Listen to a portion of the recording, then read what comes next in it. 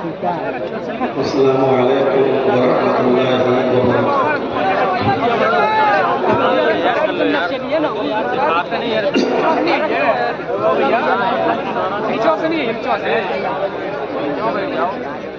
الحمد للہ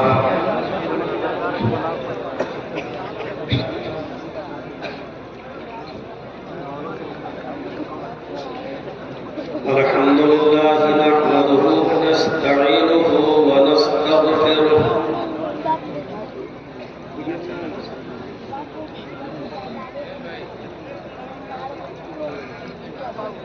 ونعوذ بالله من شرور أنفسنا ومن سيئات أعمالنا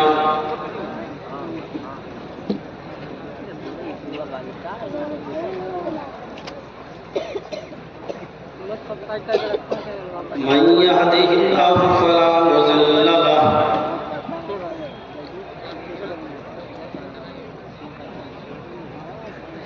ومن يضلل فلا هادي له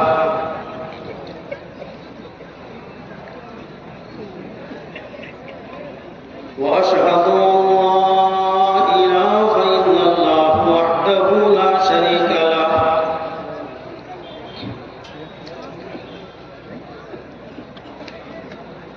وأشهد أن محمدًا عبده ورسوله.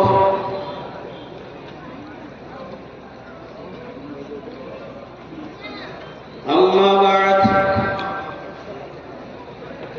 فإن خير الحديث كتاب الله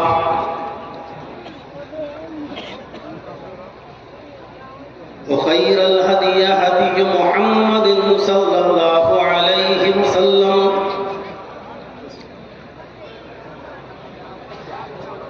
وشر الأمور محدثاتها وكل محدثة بدعة وكل بدعة ضلالة وكل ضلالة في النار.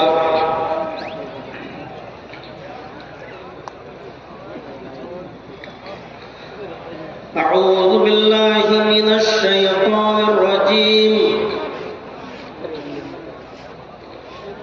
بسم الله الرحمن الرحيم.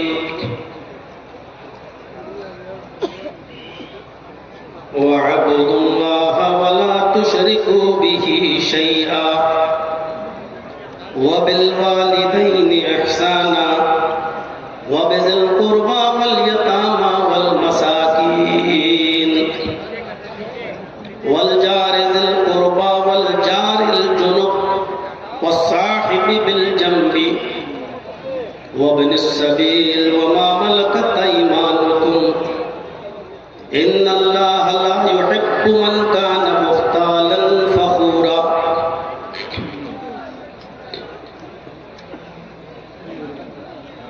رب اشرح لي صدري ويسر لي أمري واحلل عقدة من لساني يفقهوا قولي.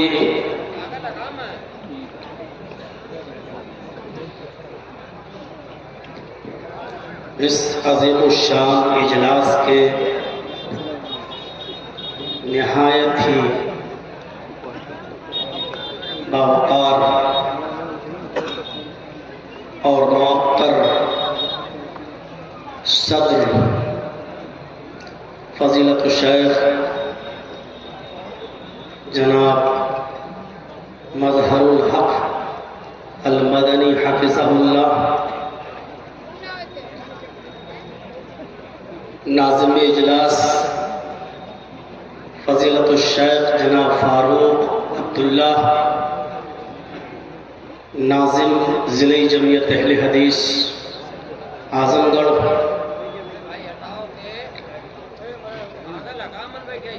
اور اسٹیج پر تشریف فرما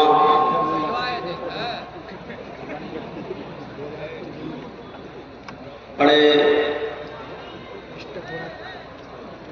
باوقار اور معطر علماء کرام، قرب و جوار اطراف و اکناف سے تشریف لائے ہوئے معزز سامعین حضرات، پردہ نشین اسلامی خواتین، پیاری ماں اور بہنوں، قوموں ملت کے لائق ور نوجوانوں، مستقبل کے ہونہار عزیز بچوں، مجھے صحیح سے اس بات کا علم نہیں ہے کہ امیلوں میں اس سے پہلے میں کب آیا تھا۔ فاروق عبداللہ صاحب نے مجھے بتایا کہ 2018 میں آپ کی یہاں آمد ہوئی تھی۔ تقریباً 6 سال کے عرصے کے بعد آپ کے روبرو اب پیش ہونے کا موقع مجھے ملا ہے۔ کچھ دنوں کے لیے میں ممبئی میں تھا، 17 سے لے کر 22 تک اندھیری اور سوناپور بھانٹوپ وغیرہ میں میرے پروگرام لگے ہوئے تھے۔ 22 ہی کو گھر پہنچا اور آج 25 تاریخ کو آپ کے روبرو ہوں۔ پروگرام کے اختتام کے بعد فوراً مجھے رخصت ہونا ہے، لکھنؤ پہنچنا ہے، تھوڑی دیر رہنا ہے اور پھر وہاں سے قصبہ جرول ضلع بہرائچ کے لیے نکلنا ہے۔ کل وہاں پروگرام ہے اور پرسوں کا پروگرام میرا بریلی میں تھا، لیکن آج ہی پتہ چلا کہ وہاں کچھ درگاہ کے لوگوں نے مل کر پولیس پرشاسن میں شکایتیں کر کے اس جلسے کو انہوں نے کینسل کروا دیا ہے۔ آج کے اس موجودہ دور میں جہاں ہماری ہر طریقے سے انسلٹ کی جا رہی ہو اور چپے چپے پر مسلمانوں کو رسوا اور ذلیل کیا جا رہا ہو، آج کے اس دور میں ضرورت اس بات کی تھی کہ ہم سب ایک پلیٹ فارم پر آئیں اور مل کر تمام باطل فرقہ پرست اور صہیونی اور سلجوقی طاقتوں کا مقابلہ کریں۔ لیکن ابھی بھی دم ٹیڑھی ہی ہے، سیدھی کرنے کی کوشش بہت کی گئی لیکن نتیجہ لا حاصل ہے۔ اللہ رب العالمین اس قوم کو عقل سلیم عطا فرمائے اور ہم سب کو مل جل کر اور اجتماعیت کے ساتھ رہنے کی توفیق عطا فرمائے۔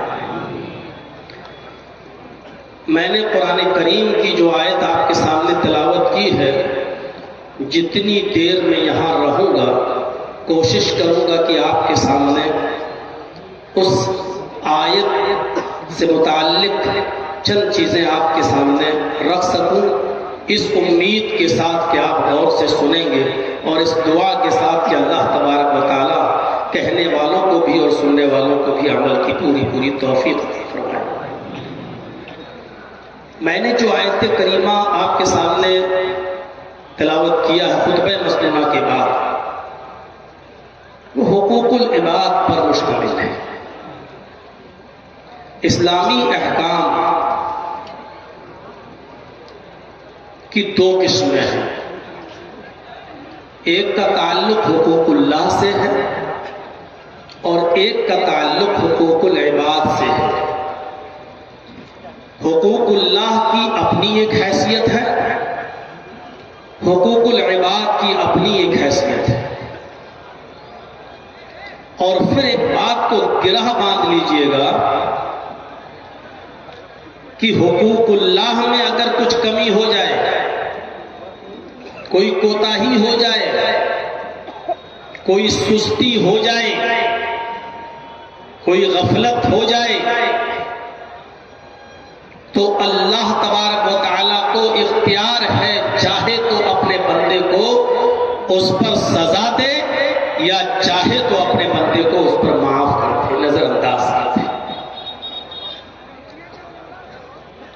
حقوق اللہ کا تعلق اللہ کی ذات سے ہے، اگر اس میں کچھ کمی و بیشی ہوتی ہے تو اللہ کو اختیار ہے، وہ چاہے تو اپنے بندے کو اس پر عذاب دے یا چاہے تو وہ اس کو معاف کر دے گا، لیکن حقوق العباد کا تعلق بندوں سے ہے، اور یہ بڑا عجیب معاملہ ہے۔ خود نبی اکرم صلی اللہ علیہ وسلم نے اس کی وضاحت فرما دی ہے کہ اگر آپ کا حقوق العباد میں کچھ لغزش ہوتی ہے، کمی ہوتی ہے، آپ کی کوتاہی ہوتی ہے، آپ سے کمی ہوتی ہے آپ سے، تو اللہ تبارک و تعالی بھی اس وقت تک آپ کو معاف نہیں کرے گا جب تک کہ جس کے تعلق سے آپ نے کمی کی ہے، کوتاہی کی ہے، جب تک وہ بندہ آپ کو معاف نہ کر دے، اللہ تبارک و تعالی بھی معاف نہیں کرے گا۔ آج میں حقوق العباد کے تعلق سے کچھ باتیں آپ کے سامنے رکھنا چاہتا ہوں۔ چاہے کتنے بڑے تہجد گزار بنے رہیے، فجر کی نماز آپ کی جماعت کے ساتھ بھلے ہی نہ چھوٹتی ہو، تکبیر تحریمہ ہی آپ کی کیوں نہ آپ کو برابر ملتی ہو، اور اس میں پہلی صف میں آپ شامل رہتے ہو، کبھی فوت نہ ہوتی ہو، لیکن یاد رکھیے گا اگر حقوق العباد میں ہماری کمی ہو رہی ہے اور ہم حقوق العباد کے معاملے میں سست ہیں، تو ہماری عبادتوں کا کوئی فائدہ نہیں ہے۔ ابھی واقعات اور دلائل آپ کے سامنے بعد میں آئیں گے۔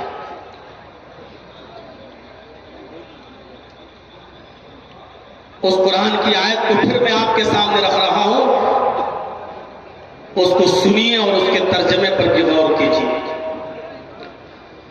وَاعْبُدُوا اللَّهَ وَلَا تُشْرِكُوا بِهِ شَيْئًا، اللہ کی عبادت کرو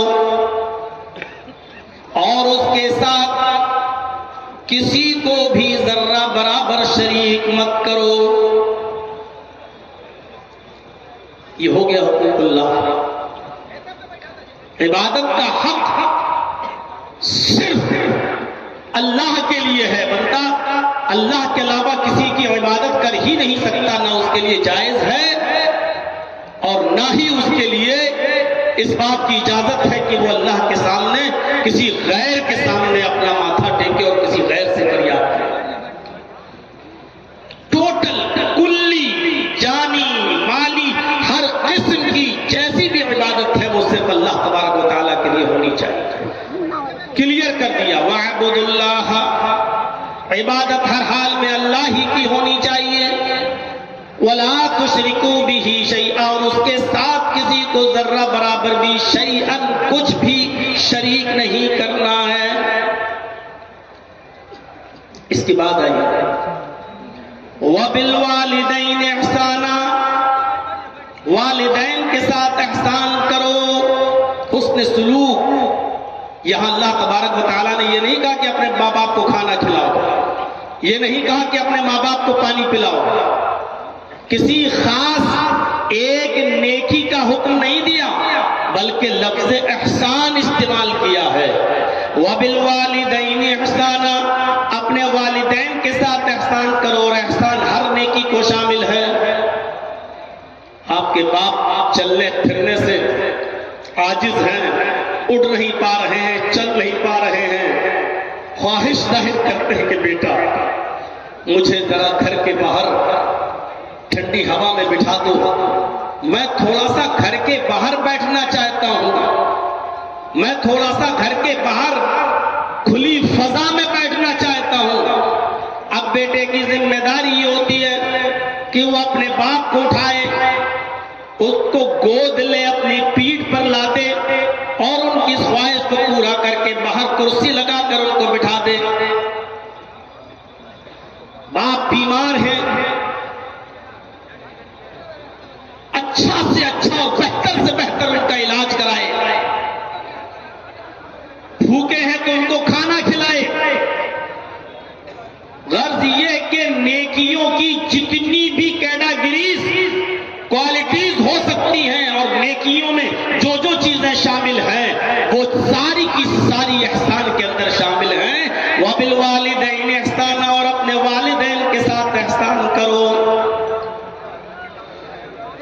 اور یہی احسان کے بعد واو عاطفہ کے ذریعے اور بھی چیزیں پیش کی جا رہی ہیں. وَبِذِي الْقُرْبَى وَالْيَتَامَى وَالْمَسَاكِينِ وَالْجَارِ ذِي الْقُرْبَى وَالْجَارِ الْجُنُبِ وَالصَّاحِبِ بِالْجَنبِ وَابْنِ السَّبِيلِ وَمَا مَلَكَتْ أَيْمَانُكُمْ. اپنے قرابت داروں کے ساتھ احسان کرو. وَبِذِي الْقُرْبَى اپنے قرابت داروں کے ساتھ احسان کرو. وَالْيَتَامَى یتیموں کے ساتھ احسان کرو. وَالْمَسَاكِينَ اور مسکینوں کے ساتھ بھی احسان کرو. وَالْجَارِ ذِي الْقُرْبَى اور اپنے قرابت دار ہمسایہ کے ساتھ بھی احسان کرو. وَالْجَارِ الْجُنُبِ اجنبی ہمسایہ کے ساتھ بھی احسان کرو. وَالصَّاحِبِ بِالْجَنبِ اپنی پہلو کے ساتھی کے ساتھ بھی احسان کرو. وَابْنِ السَّبِيلِ مسافر کے ساتھ بھی اچھا سلوک کرو. حسن سلوک اس کے ساتھ بھی ہونا چاہیے. وَمَا مَلَكَتْ أَيْمَانُكُمْ اور جن کے تم مالک ہو یعنی اپنے غلاموں اور ماتحتوں کے ساتھ بھی تم احسان کرو. وَالْجَارِ ذِي الْقُرْبَى ہمسایہ قرابت دار. وَالْجَارِ الْجُنُبِ اجنبی ہمسایہ. بعض مفسرین نے لکھا ہے ان پڑوسیوں کے ساتھ بھی احسان کرو جن سے تم آشنا ہو, جن کو تم جانتے ہو, جن سے تمہارے اچھے اثر و رسوخ ہیں اور جن سے تم ہر وقت اٹھتے بیٹھتے ہو, جن کے ساتھ جن کو تم پہچانتے ہو ان کے ساتھ بھی اچھا سلوک کرو. اور اجنبی لوگوں کے ساتھ بھی اچھا سلوک کرو جن کو تم نہیں جانتے ہو لیکن وہ تمہارے پڑوس میں ہیں, اجنبی ہے, جن سے تم آشنا نہیں ہو لیکن ان کے ساتھ بھی تم اچھا سلوک کرو. بعض ہمارے مفسرین نے اس کی تشریح میں یہ بھی لکھا ہے کہ قرابت دار چاہے مسلمان, پڑوسی آپ کا چاہے مسلمان ہو تب بھی اس کے ساتھ اچھا سلوک کرو, اور اگر آپ کا پڑوسی غیر مسلم ہے تب بھی اس کے ساتھ اچھا سلوک کرو. وَالْجَارِ ذِي الْقُرْبَى وَالْجَارِ الْجُنُبِ کی یہ بھی تشریح کی گئی ہے, یہ بھی ایک معنی بیان کیا گیا ہے. وَالصَّاحِبِ بِالْجَنبِ پہلو کے ساتھی کا مطلب یہ ہے کہ آپ اس سے واقف نہیں, آپ جانتے نہیں, آپ سفر کر رہے ہیں, ٹرین میں بیٹھے ہوئے ہیں, اچانک اس نے آپ کا نام پوچھا, آپ نے اس کا نام پوچھا, اس نے آپ کا بزنس پوچھا, آپ نے اس کا بزنس پوچھا. اب وہ اچانک آپ کا آشنا ہوا ہے, یہ ابھی منٹ 2 منٹ 5 منٹ 10 منٹ آدھا گھنٹہ 1 گھنٹہ پہلے آپ سے اس کی آشنائی ہوئی ہے. یہ ہے وَالصَّاحِبِ بِالْجَنبِ جس کے ساتھ ابھی ابھی آشنائی ہوئی ہے, جس کے ساتھ ابھی ابھی آپ کی دوستی ہوئی ہے, اس کے ساتھ بھی اچھا سلوک کرو. آپ کوئی بزنس کرتے ہیں, کاروبار کرتے ہیں, آپ جانتے نہیں, ابھی ابھی اس کے ساتھ آپ کا تعارف ہوا ہے, ابھی ابھی ایک دوسرے کا انٹروڈکشن ایک دوسرے کے ساتھ ہوا ہے, یہ ابھی ابھی آپ کا دوست بنا ہے, آپ اس کے ساتھ بھی اچھا